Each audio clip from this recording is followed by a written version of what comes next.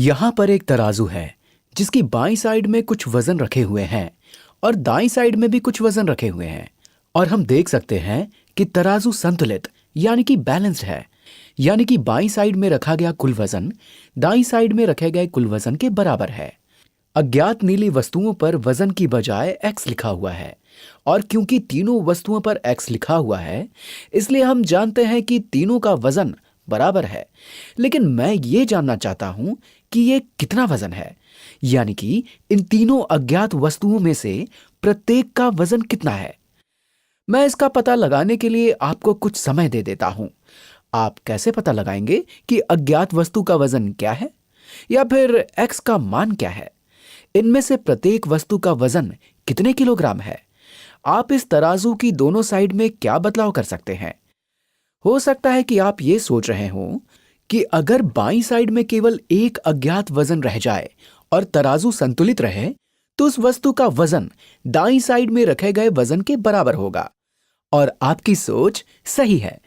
और फिर बाईं साइड में केवल एक अज्ञात वस्तु रखने के लिए हो सकता है कि आप ये सोचें कि मुझे बाईं साइड से दो वजन हटाने चाहिए, यानी कि मुझे ये वाला और ये वाला वजन हटा देना चाहिए। इसके बाद बाईं साइड में केवल एक अज्ञात वजन रह जाएगा।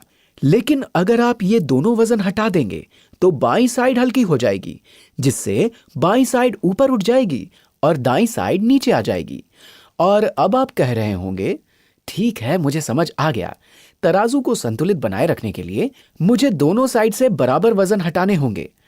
इसलिए हो सकता है कि आप ये कहें, दाईं साइड से भी दो वजन कम कर लेते हैं।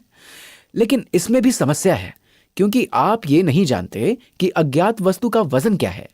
आप दाईं साइड से दो वजन कम कर सकते हैं, लेकिन दाईं साइड के कितने ब्लॉक अज्ञात वजन को प्रदर्शित करते हैं, हमें वास्तव में इसकी कोई जानकारी नहीं है। लेकिन आप ये कह सकते हैं, बाईं साइड पर तीन वस्तुएं हैं। अगर मैं इसे 1/3 से गुणा करूं तो यहां इन वस्तुओं का 1/3 हिस्सा रह जाएगा। और इसी तरह दाईं साइड को भी 1/3 से गुणा करने पर यहां 1/3 हिस्सा रह जाएगा। और इसके बाद ये तराजू संतुलित रहना चाहिए। अगर बाईं साइड का कुल वजन दाईं साइड के कुल वजन के बराबर है तो बाईं साइड के वजन का 1/3 हिस्सा भी दाईं साइड के वजन के 1/3 हिस्से के बराबर होगा। तो आइए दोनों साइड में कुल वजन का 1/3 हिस्सा रखने के लिए दोनों साइड को 1/3 से गुणा कर लेते हैं। तो बाईं साइड को 1/3 से गुणा करने पर यहां केवल एक वजन रह जाएगा। दाईं साइड में 1, 2, 3, 4, 5, 6, 7, 8, 9 वजन है।